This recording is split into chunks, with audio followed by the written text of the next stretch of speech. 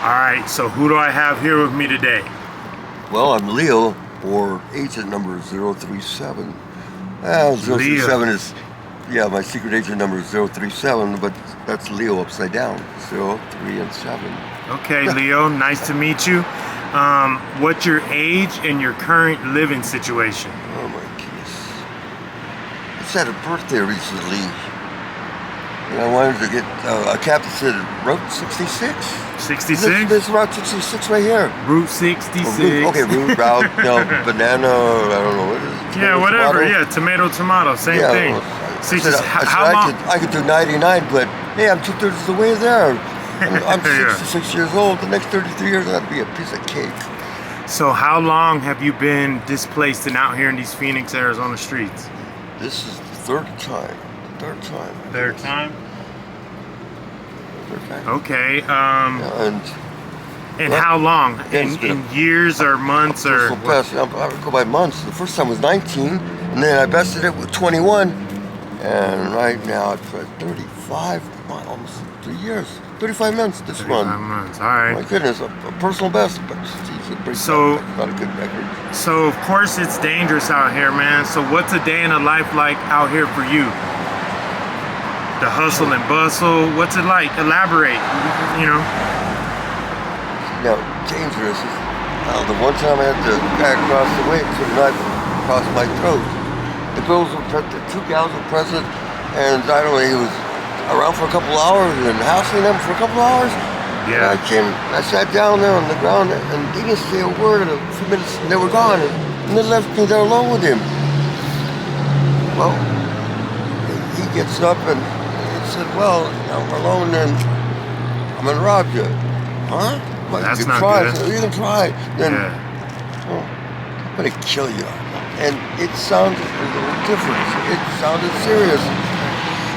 And now he's behind me, and there's a knife across my throat. I'm not sure if he knew what he was doing, but he doesn't really have, he's not holding me back very hard. But I turned the knife, and I broke the grip, I turned the knife in, and he cut himself. It made my ear. You cut me with my knife. You cut me with my knife. Man, that's awful, You cut me with my knife. Yeah, that's awful. It's just... I'm sorry to hear that, buddy. He followed me, he was bleeding. You look at that's all that happened, your fault. You cut yourself, I just turned it in and... Yeah. So how do you guys feel about this new law? No urban camping. How do you feel about that? I remember reading something about camping. Park my carcass wherever you lay your head, that's my home. I park my carcass somewhere, that's my spot. I live in the streets. So, urban camping, a couple of weeks ago, I lost my ID, somebody stole my wallet, and I couldn't get into CAS. I didn't have a card, and the woman there, she calls me Leonard. Known me for a while, and the welcome center's closed. So, when's it gonna open? And she sticks her head out and gets this woman's attention. Hey, how long are you gonna be closed? Another 20 minutes. 20 minutes, breakfast will be over. It was Tuesday. It was biscuits and gravy. Well, she was kind enough to give me her breakfast. Yeah, well, that's nice. Yeah, that's always nice. So I walked down the street. I turned right. That's Madison, and I'm walking to that. It's the garage on the corner here across the way. There's that white building. Let's just see what you at Andre House. Well, that garage, I was there for 16 months. Man, that's a My long cat, time, man. Genius, disappeared. He was gone. He told him, I thought maybe he'd come back to see his little friends, his homies, in 16 months. I was hoping. Hey, how do you feel about the Andre House in Cass? Do they do enough for the displaced people out here? No. I got the chicken I came back, I sat down on the curb right there, and I fell asleep, so I got a ticket for camping. Blocking the public sidewalk and camping. So I've had that. I didn't get up fast enough with the officer, and I got one for blocking the public sidewalk, and now it's blocking. That's awful. Blocking the public sidewalk. I was camping. No, I fell asleep. The meal was great, and warm and fuzzy in the sun. I fell asleep. They woke me up, and that's what I was cited for. And now it's warrant. I had 2 warrants again. Yeah, so how do you feel about it? I mean, what do you think, what are a lot of people out here going to do about that new law? Are they just going to move? Are you guys just going to move around, or what are you guys going to do? Same places. How do they recognize me? You know, like, I'm invisible. Get older. I used to have that. You know, it's like, get older and I get that power of invisibility back. Now they can't see me. They should drink at bus stops and they wouldn't see me. And one day, I was across the buses and the cop saw me and, well, he made a real quick U-turn. But he didn't see me get up and hide it behind the bench. You couldn't find it. He thought, well, now's the time of truth. They get it. Do people mess? I got up and there's the bear behind him. He didn't see that when he made the turn. Do a lot of people mess with you guys out here, like the officers and things of that nature, aside of that new law? No, how do they treat you? Right now, but you know, I run solo. Nobody can keep over to me. I run alone. He said you run fast, huh? Just the words I say, words of encouragement, and the only thing that I come up with: fly low and avoid the radar. Now, old school, I see that you're carrying a big duffel bag there. What's it like being out here trying to carry one of those all the time? Is it hard? Is it easy? What's it like for you? I had a smaller bag, and bag in the bag, and bag in the bag. They got me for everything else. Well, the tarp. There's a tarp in here. I had left because I was sleeping on it. They got 2 tarps, some small ones, and this 10 by 10, and coming back up again. Like, so now I've got this bag. There's a TBI specialist now. It's one of the case managers, traumatic brain injury. He's been there for over years. Like, well, how come I haven't met him? I've been here over 2 years. And I'm thinking, is he a plant? Is he undercover now? One of the guys of being a case manager, asked him for a card, and he gave me a card. It's red, white, and blue. The Brain Lines of America. Do you get any? Do you get any, like a disability check or an SMI check, or do you have a caseworker that helps you out with things like that? If you don't mind me asking. I'm 66 now, but I took retirement early at 62. I had an injury at this TBI, traumatic brain injury, and so you don't have a caseworker? Well, I'm not a caseworker, but you know, they got the case manager dealing with CBI. Okay. And what does that acronym stand for? CBI. It was a community.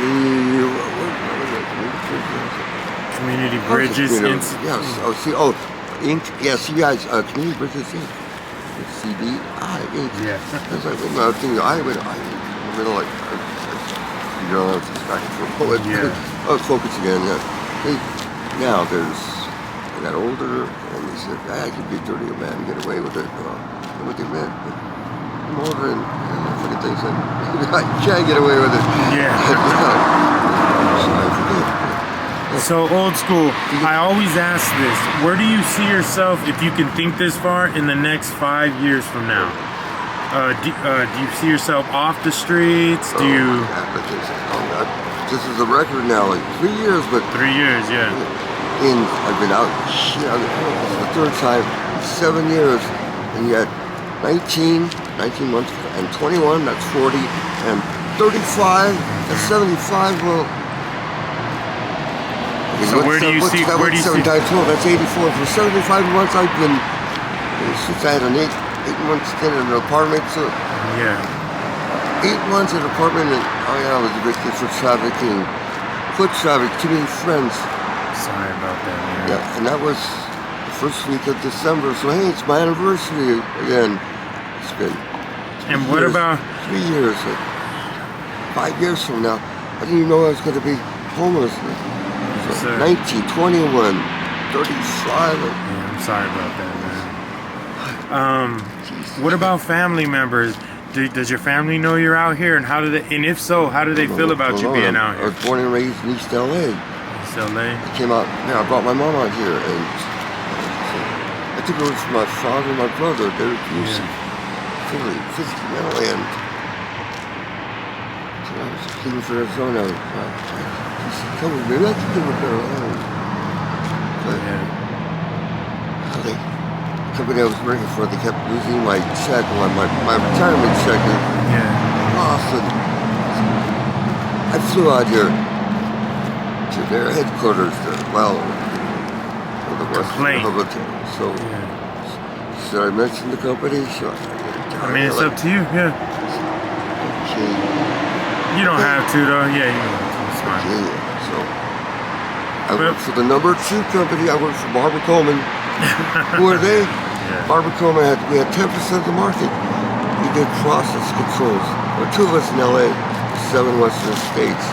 So I jumped over to the number 1 company at 90% market share. Barbara Coleman, process control, temperature level, pressure flow. Everything makes the world go round. That's how it works. So I worked for Honeywell. I was a field engineer for Honeywell in LA. So, last but not least, here. I didn't expect this to happen in my life. Well, I know. No one ever does. Old school, it can happen to anybody. Everything, you know. So, how do you feel about people like me coming and talking to you guys? At least, does that bug you or? I don't know, it's not bothering me. You know, I could be a guys. You know, yeah. It's like a loose. You know, somebody could be a move. Come and rob me now. Somebody. You distracted me, and now. All right, old school. And last but not least, you know, I always say I want to thank you for this little update. You know, it was an interesting conversation. I hope, you know, pray that you guys can soon, you know, get off the street. You know, I think that it's possible. You know, do you yourself want the help if it was available? Well, I've been with those people for 3 years, and they offered me. I said, well, we can put you at this place, Quail, Wales, Quail Run, but I was living up there across the street from Surf Paradise, so Happy Valley Road's just right behind it. Some over there, some community or some. Oh no, you have your own room. Wait a minute, I wanted a studio apartment. I don't need much. Yeah. You know, it's easier to furnish. It's easier to clean. And hey, the woman's already in my bedroom. Oh man. All right, OG. Now they're talking about sending me to this place, and it's like, no, it's gonna be. You have your own bedroom. I'm not supposed to have a home. I want a studio. I want it to be small. And now you're trying. That's 3 years. Aren't you guys listening? Aren't you listening? Yes, sir. You want to put me in a community, but I want to have my own room? No. So that's not what you're ready or willing to do. All right. It's got to be you pay less money.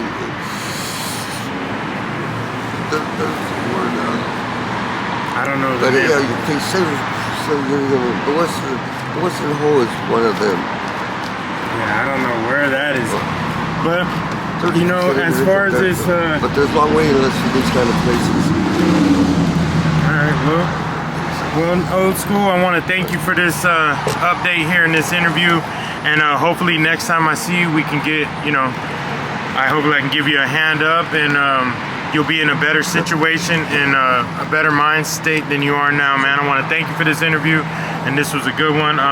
I'll talk to you and see you next time, okay? Well, yeah, but, I was assaulted inside McDonald's a couple of weeks ago, so I have the brain injury, so now it's TBI squared. I made it into equation, second one, so I'm a mess.